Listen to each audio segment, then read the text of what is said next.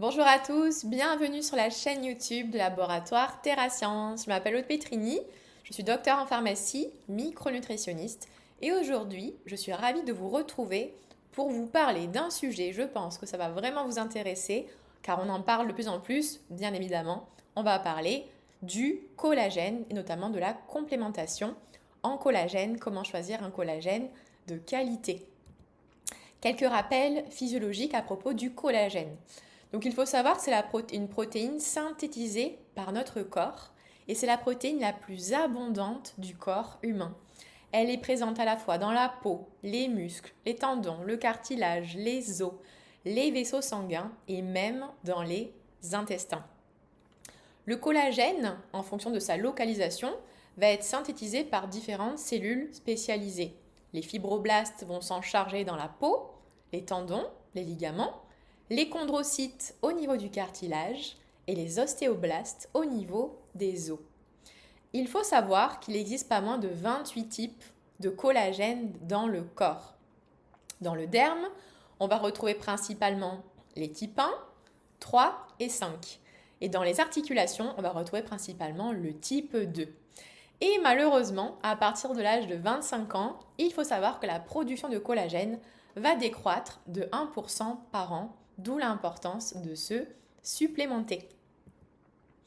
Alors, à propos de la synthèse de collagène, donc les acides aminés que l'on va retrouver dans la protéine collagène, c'est la glycine, proline et la lysine. Ces acides aminés vont venir former une chaîne alpha et ensuite 3 chaînes alpha qui vont s'assembler. Ça va faire ce qu'on appelle la triple hélice de collagène.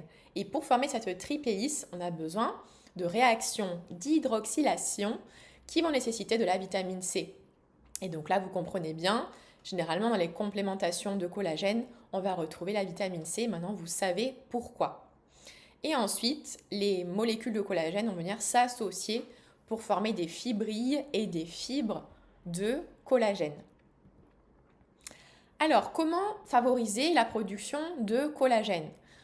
Tout d'abord, la base, l'alimentation. Avoir une alimentation riche en collagène, donc en glycine et en proline, que l'on va retrouver abondamment dans les viandes gélatineuses, type baleron de bœuf, dans le bouillon d'os, dans la peau du poulet, dans la peau et les arêtes des poissons. Mais généralement, les patients ne mangent pas du tout ce type d'aliments. Il faudra également veiller à avoir des apports suffisants en vitamine C et en zinc, se complémenter régulièrement en collagène. Pourquoi pas utiliser des dermocosmétiques adaptés, type rétinoïdes bien connus pour augmenter la synthèse endogène de collagène, ou des dermocosmétiques qui vont contenir des peptides bien spécifiques qui vont stimuler le collagène. Bien évidemment, d'abord ne pas nuire, arrêt du tabac et protection solaire SPF 50+, parce que l'excès de soleil est très néfaste pour nos molécules de collagène. Alors, à propos de la complémentation en collagène, quelques petites règles de base. Il faudra veiller à ce que notre collagène soit hydrolysé, c'est-à-dire qu'il aura été coupé en petits bouts et il sera sous forme d'oligopeptides afin de garantir une meilleure absorption. Il faudra veiller également à avoir des doses efficaces supérieures à 5-10 grammes par jour selon les indications et on peut monter bien au-dessus. Parfois, je suis étonnée de voir dans certains compléments alimentaires, souvent sous forme de gélules, qui vont contenir même pas 500 mg de collagène, 1 gramme. Donc il faut vraiment lire les étiquettes. Il faudra que notre collagène ait un faible poids moléculaire, inférieur à 2000 Dalton. Avoir recours à un collagène breveté, donc chez le laboratoire TerraScience, ce sera du collagène breveté Peptan.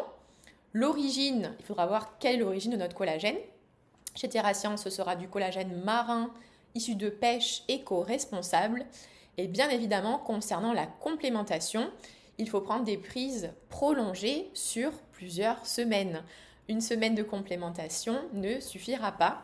Et on peut avoir un effet synergique avec de l'acide hyaluronique, de la vitamine C, du zinc, des antioxydants et du silicium que l'on va retrouver dans les compléments alimentaires généralement associés au collagène. La vitamine C pour les réactions d'hydroxylation, le zinc et le silicium pour augmenter la synthèse de collagène et le silicium aussi pour stabiliser la structure de collagène.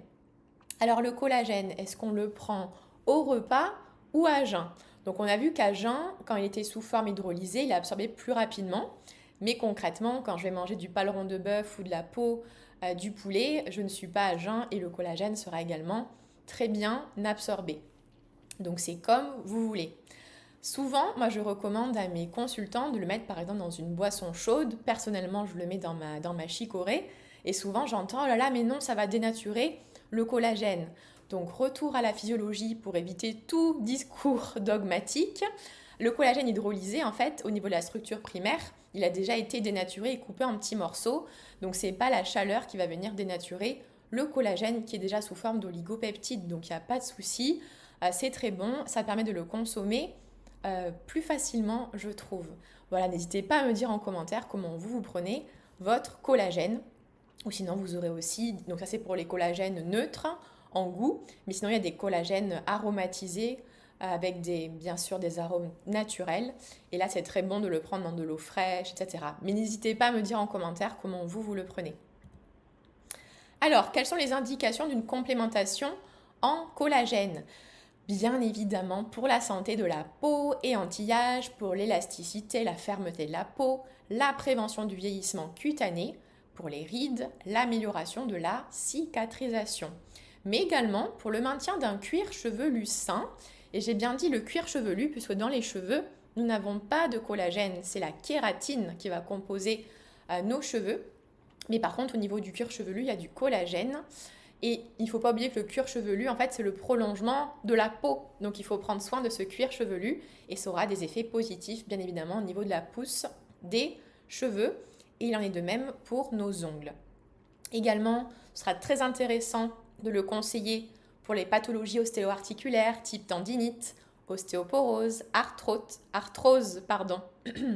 Également chez le sportif pour une bonne récupération et réparation musculaire, tendineuse et ligamentaire. Ça permet également de prévenir les dégénérescences, les blessures, etc. On a vu qu'il y avait du collagène dans les intestins, donc également pour le soutien de la muqueuse intestinale. Alors, pour les plus sceptiques, j'ai mis des petites études cliniques. Donc, il faut savoir pour le collagène peptan, donc les effets du peptan sur la peau et les signes de l'âge ont été prouvés. Donc, d'après une étude clinique, donc je vous l'ai mis en bas pour ceux qui veulent aller voir, donc randomisé en double aveugle versus placebo, réalisé sur 106 femmes, donc sur un nombre conséquent quand même de femmes, âgées de 45 à 65 ans, on a observé une diminution de 31% de la fragmentation du réseau de collagène et une augmentation de 9% de la densité du collagène après une supplémentation orale, donc par 10 grammes de collagène peptan et pendant 12 semaines. D'où l'importance vraiment d'être observant. Et concernant les effets du peptan, donc du collagène breveté peptan sur le cartilage et le maintien des articulations, ils ont également été prouvés par une étude clinique, donc randomisée en double aveugle versus placebo, réalisée celle-ci sur 94 femmes âgées de 40 à 70 ans pendant 6 mois. Ça a montré une diminution significative de l'inconfort articulaire avec 32% de douleur en moins et 44% de rigidité articulaire en moins. Et un second résultat montre également une amélioration de la fonction articulaire. Donc n'hésitez pas à me dire en commentaire si vous prenez du collagène. Moi bien évidemment j'en prends de manière très régulière. J'espère que vous avez appris plein de choses. Merci pour votre attention. Merci pour votre soutien. N'oubliez pas de vous abonner, de liker la vidéo. Et je vous dis à bientôt pour un prochain sujet de micronutrition.